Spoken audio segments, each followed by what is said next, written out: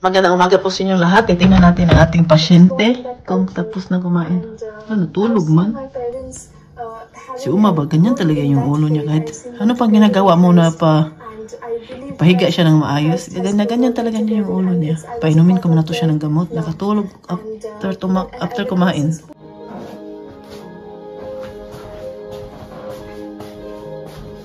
Look,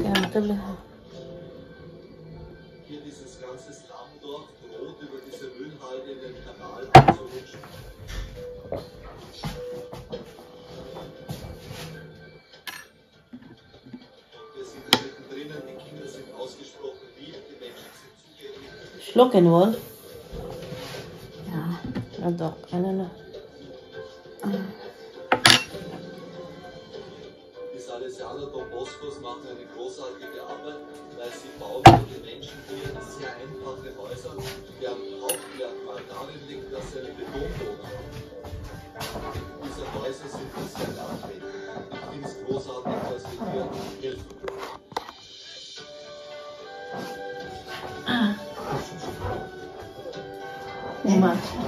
Uma, hast du Tabletten weg? Weg? Wasser trinken. Feste Unterkünfte für sie. Und ermöglichen so Leben in Würde. Yan ating pasyente. Uma. Hello, Uma. Naantok si Uma. Pinainom ko ng gamot. Yan, gamot niya. Nilagay ko sa kutsara. Oma? Ja, Oma, du bist Oma. Ist Krankenhaus? Nein, du bist nicht im Krankenhaus. Sabi niya kung si Oma nasa hospital ba daw. Si Oma nasa bahay. Oma nicht im Krankenhaus. Oma zu Hause. Am Mund open. Wasser. Für uns ist der Tod nie das letzte Wort. Wir feiern und haben gerade wieder intensiv Leben gemacht. Lebensführung.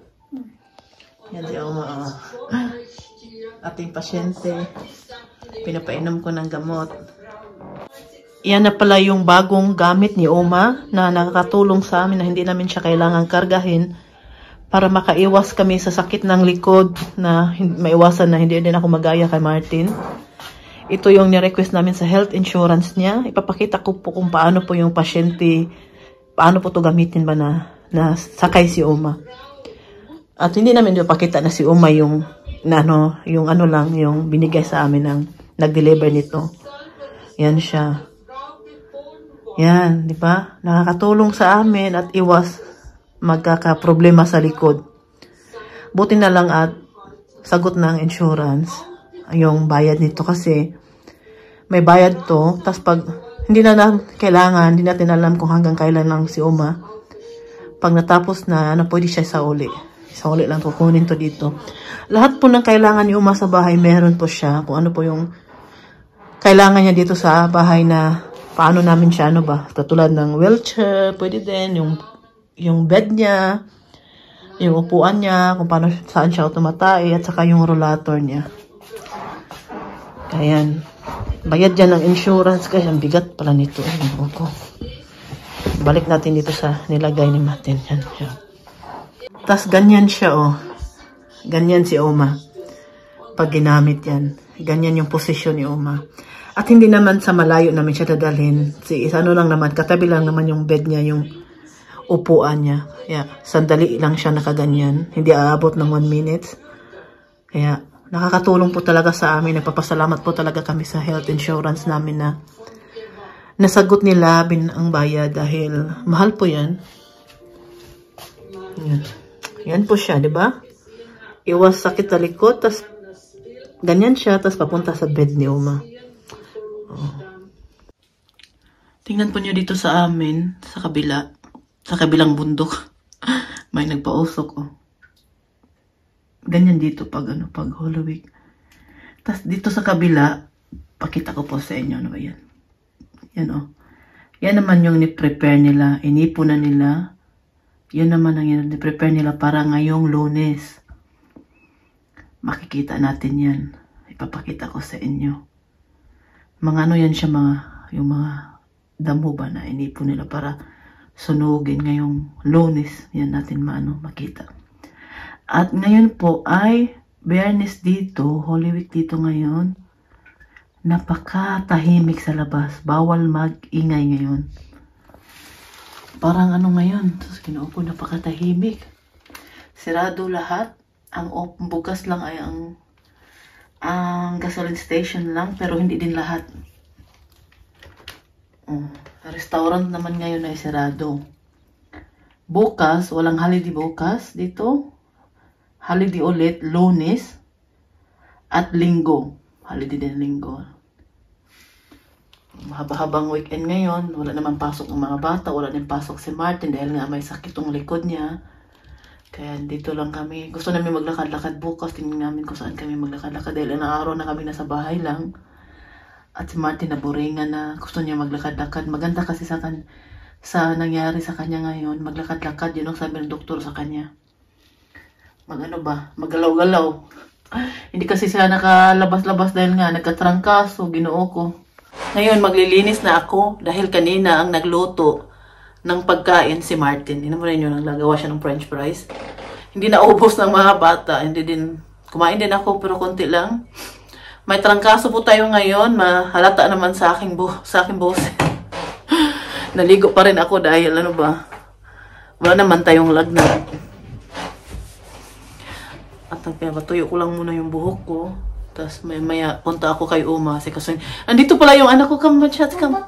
Yeah, babakin. Ishmaka ismal plat. Gusto kasi niya magawa kami ng baffle.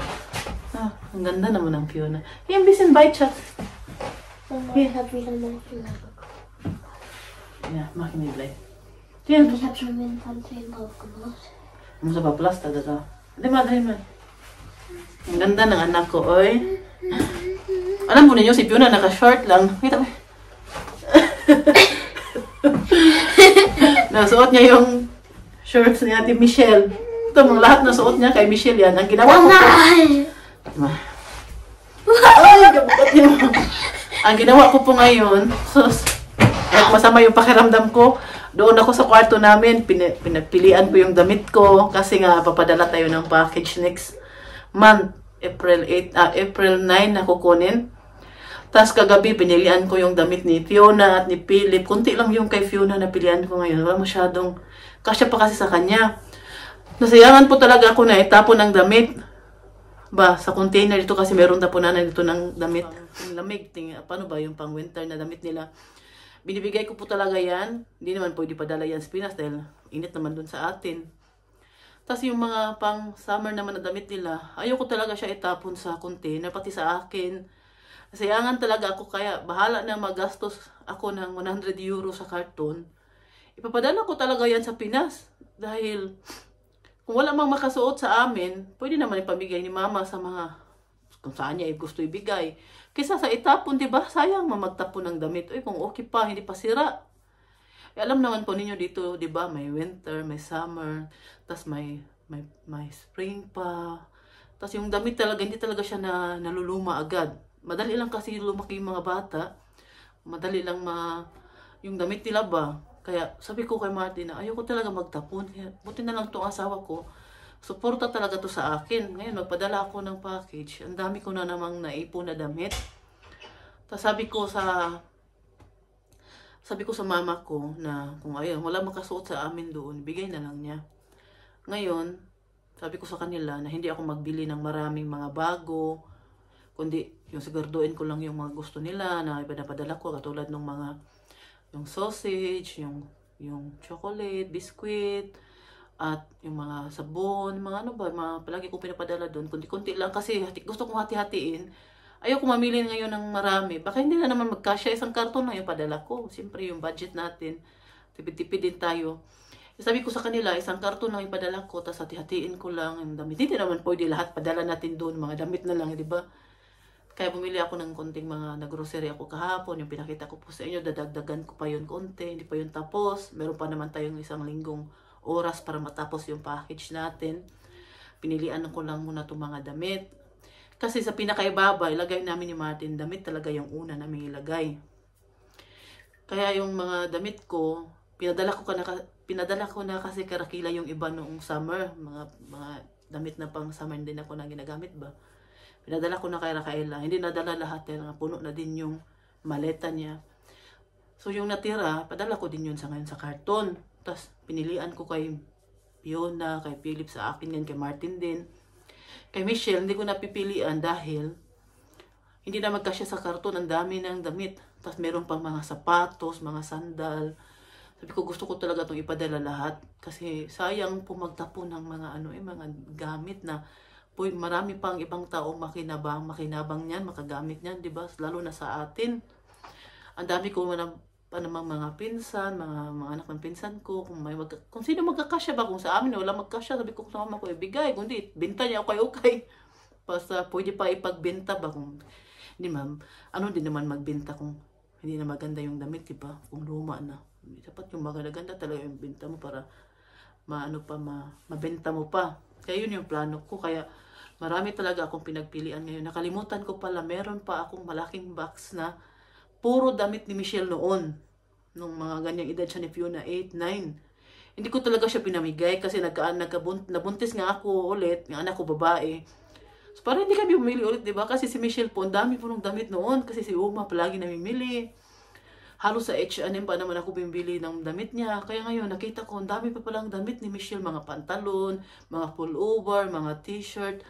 Sabi ko, kinuha ko na kasi kasya na kay Fiona. Nakalimutan ko talaga. Sabi ko, hindi na tayo kailangan. Sabi ko kay Martin ganyan, hindi na tayo kailangan bumili pa ngayong winter ng damit kay Fiona kasi ang daming pantalon, mga pullover pa. Ang dami pa namang damit ni Fiona na pang summer ba. Kaya hindi na ako ibili kasi madali lang kasi silang lumaki. Tas sayang yung pera ba. Dapat ngayon sa panahon ngayon magwais-wais tayo dahil mahal yung mga bilihin. Tipid-tipid ba, di ba? Kaya yun po, ang dami na. Ipakita ko po sa inyo yung mga sandal na gusto ko ibigay doon sa amin. Yung dalawa kong tsinelas, ibigay ko din doon sa mama ko. Kaya hindi ko magbili ng marami ngayon. Kasi pag bibili na naman ako ng marami, hindi na naman magkasya lahat. Okay lang sana kung 3 karton, ipadala natin 2. Isa lang karton. Yung karton hindi naman masyadong malaki. Tamang-tama lang. Kaya hati-hati lang ba para naman, ayaw ko lang talaga itapon yung mga damit na sayang. Pati yung mga tasa dito, mga plato, pinapadala ko nga sa amin. Hanggat magkasya sa karton, ipadala ko yan. Ang dami ko ng plato pinadala sa amin. Binibili ko ba? Tapos, pinapadala ko doon? Basta marami na akong napapadala sa amin. Mga gamit ni mama, nilagay niya doon sa cabinet niya, dinidisplay lang niya. Kasi ganyan po, kung mahilig po ako tapos sayang naman din ng mga gamit. Uy, huwag tayo magtapo ng mga magaganda pang damit. Kung mayroon tayo ibigay natin. Kaya sayang, di ba? Ganyan po talaga yung ginagawa ko simula po noon lumating ako dito. Hindi ko tinatapon yung mga magagandang damit na pwede pa pakinabangan ng iba, mga pinsan mo, kamag-anak mo. Sayang. Kaya, hindi pa ako nakapag-ayos O, yan yung ginawa ni Martin kanina. Hindi naubos ng mga bata. Dito niya niluto sa amin. Linisan ko dahil pisik-pisik yung mantika. Ito sa taas din. Linisan natin. Bago yan yung mantika. Siya nagluto. Ako nagpilipit. Kahit masama po yung pakiramdam ni Martin, magluluto po yan. Ito pa ang mga plato. Ito mga ginamit namin kanina. Yan, magligpit tayo guys. Kasi tapos na din tong ating dishwasher. Kaya pwede ko na ilagay dito yung bagong hugasan. Ilagay natin dito sa ating para mapuno na din. Pwede na natin i-on, 'di ba? Ganyan lang. Si Fiona, gustong-gustong kumain ng pancake. Kaya gagawan ko siya. Kanina pa ako kinukulit. Kahit gabi na. Gawa natin. Haluin lang natin ito.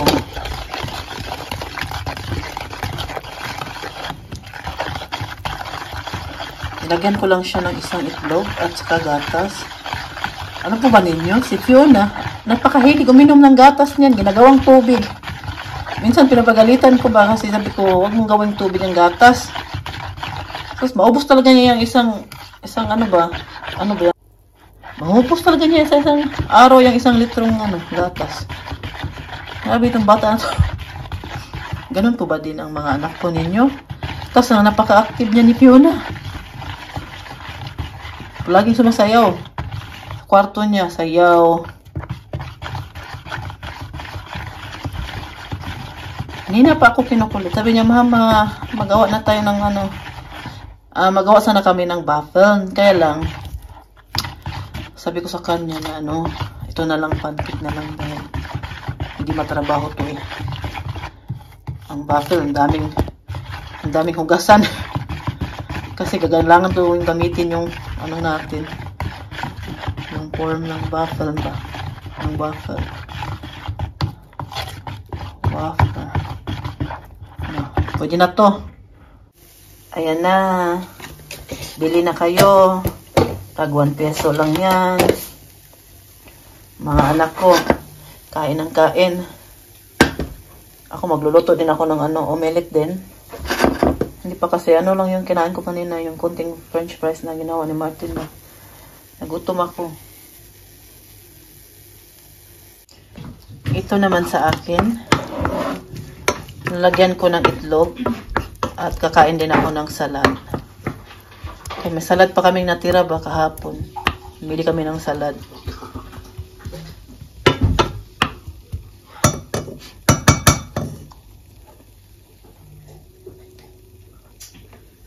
O yan na yung ulam ni Mami Rose.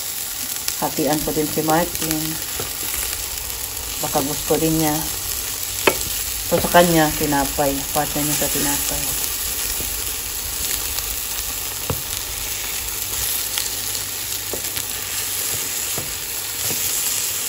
Ano po mga ulam ninyo ngayon? Dito sa amin, bawal kasi magkarne. Ito lang yung nakain namin ngayon.